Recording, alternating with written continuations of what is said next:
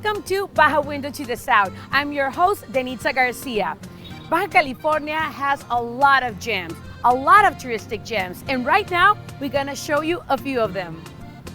There's nothing better than taking a break and disconnecting from the noise of the city, which is why campers can find these 7 natural paradises without leaving the state. Sierra San Pedro Martir.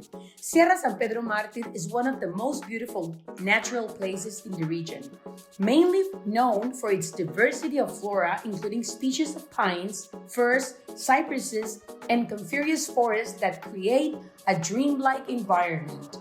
It is also served as an important refuge for the fauna of the peninsula, where you can observe the bighorn sheep. While walking through its pine forest, you can come across squirrels, hares, or even coyotes. Jaguars and pumas, which also inhabit the area, tend to avoid the trails and are not commonly seen. Sierra San Pedro Martir is one of the favorite destinations for astrotourism in Mexico, boasting an impressive starry sky. With the National Astronomical Observatory located there, it is a great attraction for stargazers. It is ideal for hiking, cycling, and camping, and it is also an unmatched attraction for photography enthusiasts. Parque Constitución 1857, one of the most beautiful protected natural areas in all Mexico. This place is home to a plethora of wild birds and endemic species such as bighorn, sheep, and mule deer. The park is surrounded by an impressive pine forest, and among its flora, you can find a shrub known as manzanita. This unique place houses a system of small lagoons with Laguna Hansen standing out as the only natural freshwater body in the Baja California Peninsula, making it the main attraction for visitors. The park offers camping sites and cabins. Activities such as camping, hiking, mountaineering, and excursions are available. Depending on the season, you can also enjoy canoeing, rowing, and fishing in the lagoons. Punta Mazo Nature Reserve. Punta Mazo Nature Reserve is located in the Bay of San Quintin, Baja California, and it is the western peninsula that shapes and protects the bay. To access it, a 4-wheel drive vehicle is necessary due to the conditions of the road, which are made of loose sand and rocks. At the entrance of the reserve, you will find a visitor information center called El Refugio, which provides everything you need to plan an ecotourism experience in the Bay of San Quintin. Here, you can find white sandy beaches, 3 extinct volcanoes, and a beautiful beach with turquoise water that offers a tranquil and harmonious experience. Permitted activities include hiking, nature photography, astrophotography, surfing, camping, and bird watching. Monte Ceniza Nature Reserve. This beautiful reserve, located in the Bay of San Quintin, Baja California, features a viewpoint that is ideal for enjoying the landscape and a trail that leads to the impressive ocean. Monte Ceniza is one of the oldest formations in the San Quintin volcanic field and originated approximately 1,600 years ago. Tourists can engage in activities such as photography, hiking, and camping. San Quintin Wetlands. This place was designated as a Ramsar site in February 2008, meaning it is a wetland of international importance. It aims to protect an area of muddy plains, dunes, volcanic cones, and vegetation associated with the coastal scrub and desert scrub. It is a dream location for landscape photographers, and there are 2 beautiful coastal lagoons there, Bahía Falsa and Punta Azufre. Laguna Salada, a beautiful setting among the mountains. Laguna Salada is a sandy desert located in Mexicali, Baja California, with cactus vegetation and spectacular sunsets, making it an ideal place for hiking, camping, and photography. Laguna Salada has been the venue for important events such as athletic races, mountain biking, and off-road vehicle rides. It has also been featured in the movie Resident Evil Extinction. Guadalupe Canyon. The next destination is undoubtedly one of the most desired getaways for hiking enthusiasts. Guadalupe Canyon, located in Mexicali, Baja California. Surrounded by mountains, palm trees, and geothermal springs. It is ideal for resting, enjoying, and reconnecting with nature. Enjoy spectacular views and a warm climate. This place is perfect for landscape, photography, and camping. And we're here with Bianca Castro-Cerio, our favorite chef from Baja California when it comes to pastries, and she is here to tell us about the newest book that came out from Larus, Grandes Chefs Mexicanos Fuego. So this is special just because it's not everybody can be in this book, but you are. Yes, yes. I'm really nervous to be in this book. Actually, I'm really grateful to be part with 28 chefs from all around Mexico, and I'm the only girl from Baja California, and I'm the only, well, we're only 2 pastry chefs, so it's nice to be there. Right? Yes. I mean, it's nice. It is amazing. Thank you. You've been everywhere. Everywhere, yeah. Yeah. Tell us a little bit about your trajectory, what you have done, Well, and what got you to get here. I started cooking with my grandma. She was my partner. We worked together for 23 years. She was a pastry chef, so she taught me everything. And then I went to study to some places. And we've been working together, selling cakes and pastries to a lot of places and restaurants and hotels here in Baja California and all around Mexico. And in 2015, I was being invited to be a judge in Sociedad Mexicana Parrilleros. Yeah. So I was judging grilling desserts. And then they called me for this event in 2015 to cook for an event for 450 people in a cajachina. Yeah. And I didn't know how to use it, so I said yes. Oh my God. Like So always, I'm yes. like saying yes to things, and I cook a cheesecake. You're like, I'll figure it out. Yeah, and Humberto Villarreal from the SMP, he teach me how to do a cabrito, so I was like learning how to prepare and control the heat. Yeah. So I went to this event and cooked for 450 people for my first time. So after that, I'm been competing nationals in the World Championship in Memphis, and I just received I don't know how to say it, this award in Dubai for promoting Mexican food all around the world. Yes. I'm happy to do that. Yes. She's everywhere, but you know, you're everywhere because you're working hard. I mean, I don't see a day that you're not doing something. I love what I do. Even if it's a simple cake for this event or for these restaurants, or it's a really big event, like I just did a wedding cake for the producers at this big company in New York. Yes. And it's fun for me, and I like the challenge to do different things and types of things. And I've seen her cook with la cajachina, and we were just talking about the temperatures. Yes. So it is completely different. It's not. This is an oven with fire. Yeah, we have the woods on the top, and you open. It's like an oven. So you have to control the fire between the part that is cooking it.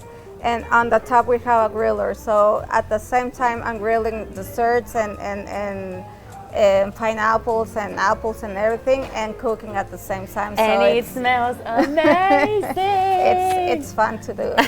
And that's why I'm invited to this book from Larus en Culinaria Mexicana. It's their 3rd book. First it's Mexican food, 2nd book is desserts, and now it's fire. Yes. And we were just talking about you had an opportunity to come out in the desserts menu, on the desserts book, and then they said, wait, there's not that many that can cook desserts on fire. Yes, so then they invited you to this one. Yeah, because in Mexico and around the world, they don't have too many pastry chefs doing desserts in oven or grilling or smoking on cold or heat.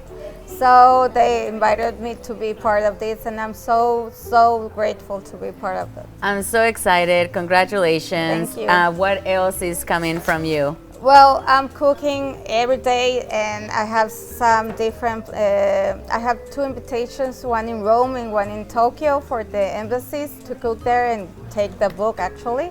And I'm hopefully to be there in August. Oh, wow. From Dubai to Tokyo to New York, I mean, Rome. Everywhere. We're very excited. Mexicali's in the house. Thank you so much, Bianca. How can we follow you? I'm in Instagram, Bianca Castro-Cerio, and in Facebook or Twitter.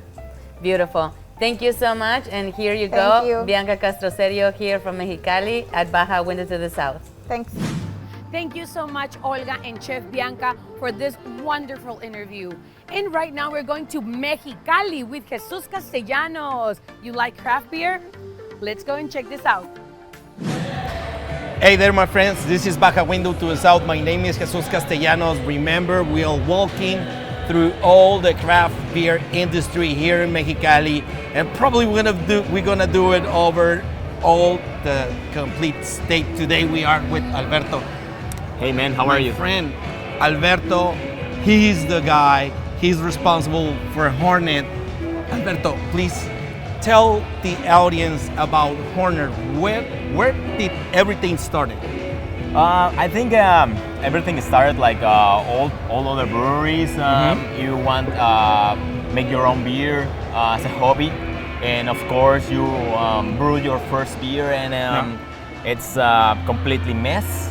I mean, it's like the worst beer that you ever tried. So that's normally what happened. So then you get an interest, and then you start growing up. And what happened here is that we actually make beer, but we don't sell it. I mean, just give it like a gift to our family and friends. Yeah, just for that, so they can taste. Exactly. I mean, we were more focused on making more beer, brewing new styles. Yeah. So about maybe 6 years ago, we decided. I mean, I decided. I was with my brother and one of my friends, and we decided to start a business of that. And then I've been alone after that. Like 5 years ago, I started my own. So since then, we try to do our best, you know. Yeah, I remember one thing I can tell you guys. One thing that I know about Alberto is that he took a class to how to brew.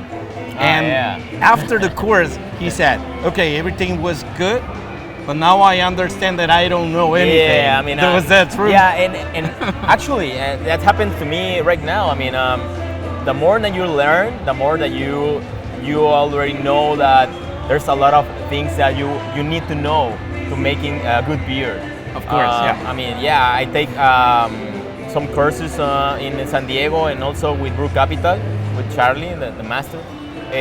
So when I finished my course with them, I realized that it's just not making beer in your house. I mean, you need to have like a knowledge of chemistry.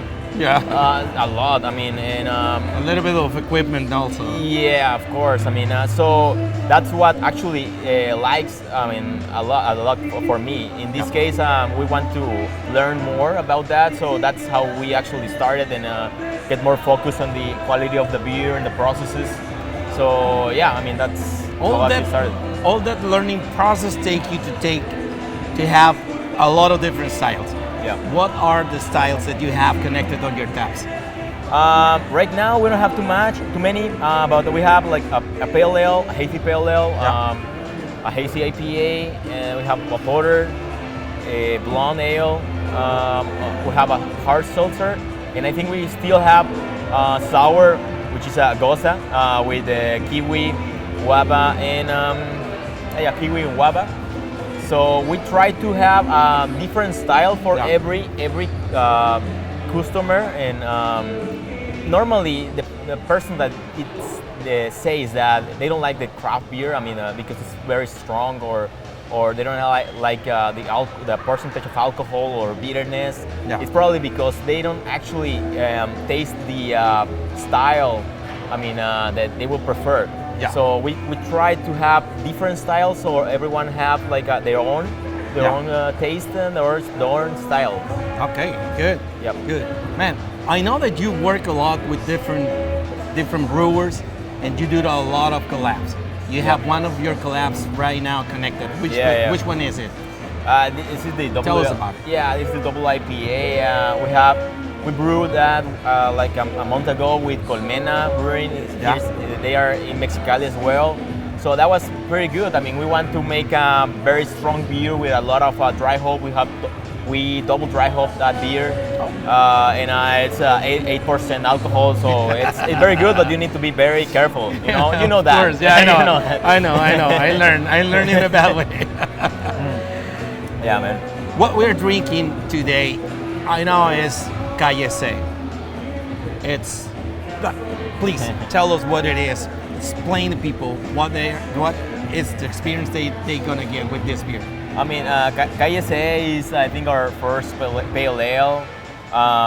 So the idea of this beer is to make a very drinkable beer, but with a lot of taste or hops, and we love hops, So we want to make very hoppy beer, but also very drinkable, because Mexicali, as you know, and everybody knows, is very hot. Yeah, it is. In certain, like a half of the year. So we want to be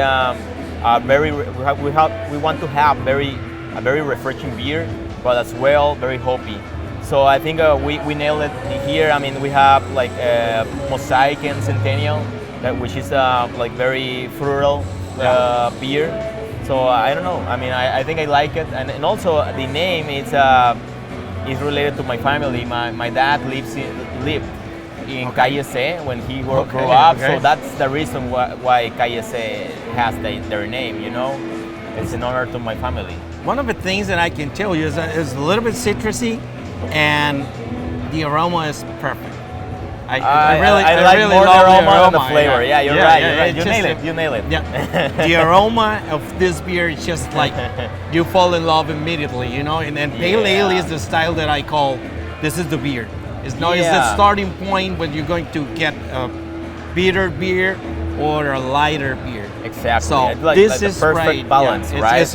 It is right on the spot. There's like a thin layer, and it's pale ale. It's not too. I mean, it's not too bitter. It's not too strong, but it's not too soft. It's like the perfect combination. Man, Alberto, give us your social media where we can find Hornet.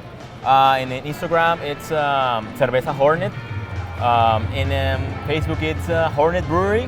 And we are right now in Cinema Curto in Mexicali. You're welcome to try all the beers. We always try to make new beers for you guys, so hope you enjoy it. And thank you for the invitation. Thank you.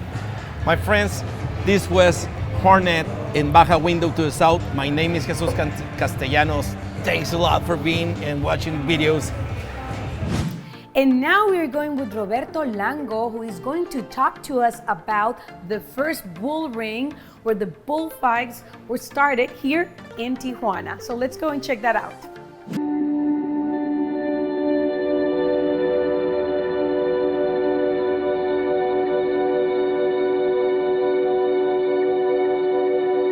The first bull ring and bullfight in Tijuana was in 1906, where downtown Tijuana is currently located. At that time, the city of Tijuana was only a few blocks in distance. The first bull ring, the first bullfight was created back in 1906. Okay, it is kind of curious because right now we're on the Revolution Street between 2nd and 3rd, and that bull ring was around 3 blocks from here. Okay, for the people that know Tijuana, there's a cinema that was called Cine Roble. So that's the area what used to be. The investigation says that a couple of brothers, last name was Gonzalez, if I'm not mistaken, one of them got the permit to have bulls, and the other one had the permit in order to have a bull ring. So they get together and they start making those bullfights for the tourists. That, as a curious thing, they weren't called tourists. Told you last time, they were called health seekers, and they get here to Tijuana to the geothermal steams. And in another part of the country, concurrently, the Mexican Revolution was happening. But in Tijuana, tourism was at its peak. We were in a revolution, we here didn't have a revolution. They got a Pancho Villa, and we got tourists. Instead of being planning to fight or in a war, people get to Tijuana, and we attend tourists from the early days. So, meanwhile, we have a bullfight in the middle of our country. They have a heavy revolution. That's the thing, that we were close to the border, so when Henry Ford invented the Model T, one of the first cars get to Tijuana back in those days. So that's kind of curious. Then we got a second bullfight also in the center of Tijuana. I don't got exactly the area where it was, but was very near these streets. And then the major one, the most famous one, was in the Boulevard Agua Caliente, the big one. And suddenly they put the first bull ring at the front of the sea. That's the one in Playa de Tijuana. Plaza Monumental. Well, now you know a little bit more history about the bullfights and bull rings in Tijuana and how it evolved. The curious details that happened at that time in this border city. And now we are going with Olga to Molde Arte. Would you like to look younger and have a more refreshing look? Let's go and see what they have.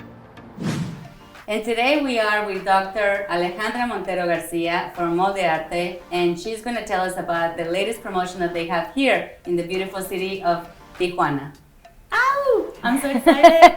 I want it now. Yeah. Tell them about the treatments that you guys are performing right now. Oh, okay, right now we have the promotion of the fibroblast. The fibroblast is a cell. It comes with like the skin, and it produces a lot of collagen, so it helps support the skin. It helps with the specific protein of collagen and elastin. Those are the proteins that help give that support and prevent like the loose skin, gives a lot of hydration to the skin, helps with the texture, reduces pores, and yeah, overall it helps with the health of the skin by itself.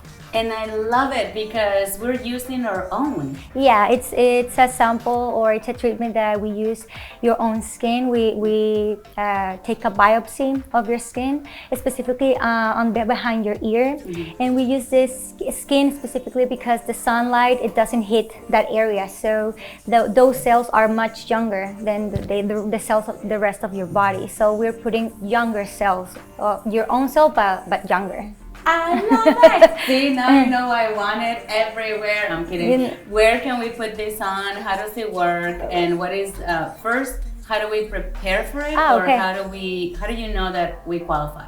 Oh, okay. First of all, the patient needs to be an adult. Secondly, they don't have to have any type of like active infection, specifically like in the area where I'm going to work. And if they have any type of medical conditions, let's say diabetes, high blood pressure, they're able to do the treatment, but they have to have those pathologies under control with their treatment. But there's no type of like contraindication or anything. Every patient is qualified to have this type of treatment. Just to be like, they have to be sure that they're healthy at the moment of that we take the sample. Yes. But they are we have like, to be a candidate for this treatment, you don't have to have anything specific, just don't have any type of active infection at the moment of that we take the biopsy. If you have any type of medical condition, you have to have them under control. And if you have any allergies to lidocaine, we can still perform the procedure, but you have to decide if it's okay if you feel a little bit more pain than that we expected. And that's something, doctor, that I was impressed about it, but you know, that tells us about the quality of the services that you're providing, that you are asking the right questions before they get into the treatment. Yeah. And then once they get into the treatment, what happens? Okay, so you come in with all of these specifications, check out of our boxes, and then we take a sample behind of the skin behind your ear. It's a biopsy. It's really, really small, like 4 millimeters. We take one of each side. We put it in a very like a sterilized specific solution, and we send it to Mexico City. And in there, they have the lab where they reproduce your cells. When your cells hit 10 million cells, they contact us, and it's time for us to apply the treatment. Wow, it's all science. Yes, it's pretty much like they have a lab that grows your cells, and they take care of them. Like they provide the specific environment for the cells to grow and to not lose any type of the quality or the function of the cell, the vitality of its the cell. So then we bring them back to here to Tijuana, but it's very specific that the day that you decide to put the fibroblast, we cannot change the date because the cells are already like on their way. They are not on the freezer, so if we don't put it the day that you decide, they may die. And right now you guys have the promotion. Yeah, we do have the promotion. So it's a really good and novel treatment because it doesn't produce any type of secondary effects. The secondary effects are like very minimal. It's like per se because of the nature of the treatment. For example, when we take the sample, you can bleed a little bit. You can feel a little bit of pain. You can bruise, but nothing like life-threatening or anything like that. They are very minimal, and because the sample is very small, the bleeding is just like when you like scratch yourself. It's like a minimal amount of blood, also pain. And when we put the treatment, depending on the area, some areas of our body, they tend to swallow a little bit more than others, and also depends on how sensitive sensible your skin is. Right. So it depends in like between patients, but the inflammation, bruises, a little bit of like pain, like from 1 to 10, most patients feel at 3 and tops. This is great for anybody that wants to travel here to Tijuana to Molde Arte and then see Doctora Alejandra. Thank you so much for being here, Doctor. You've been amazing. Thank you very much for your time, also for coming all the way here to talk with me and for this amazing experience with all of your team. Thank you, and don't forget to take advantage of that promotion. Yeah. Thank you so much, Olga and Molde Arte, for these beauty tips. And right now we are going to San Quintin. If you're planning to visit, we're gonna tell you the best places to eat right there. San Quintin, located in the picturesque region of Baja California, Mexico. It's a gastronomic destination that offers a wide variety of authentic flavors. If you're looking to delight your taste buds, here is a list of the best places to eat in San Quintin, along with their most representative dishes. Posada Don Diego. This charming restaurant offers an authentic Mexican culinary experience. Its most representative dish is the camarón a la diabla, a delicious preparation of shrimp in a spicy and flavorful sauce. Molino Viejo. Located near an old mill, Molino Viejo is known for its authentic Mexican cuisine. The most representative dish at this restaurant is the mole poblano, a delightful dish that combines chicken in mole sauce, a thick and flavorful stew made with a blend of chilies, spices, and chocolate. Maria Bonita. This restaurant offers an authentic Mexican culinary experience. The most representative dish at Maria Bonita is the chile rellenos, poblano pepper stuffed with cheese or meat, breaded and bathed in a tomato sauce. Mama Espinosa, an iconic restaurant that has been serving authentic Mexican food for decades. Their most representative dish is the taco de pescado, a delicious taco made with fresh fish, breaded and fried, served with traditional garnishes and sauces. Parcela 12. This restaurant offers a culinary experience in a countryside setting. Their most representative dish is the asado de tira, a juicy slow-cooked beef rib seasoned with herbs and spices are accompanied by traditional side dishes.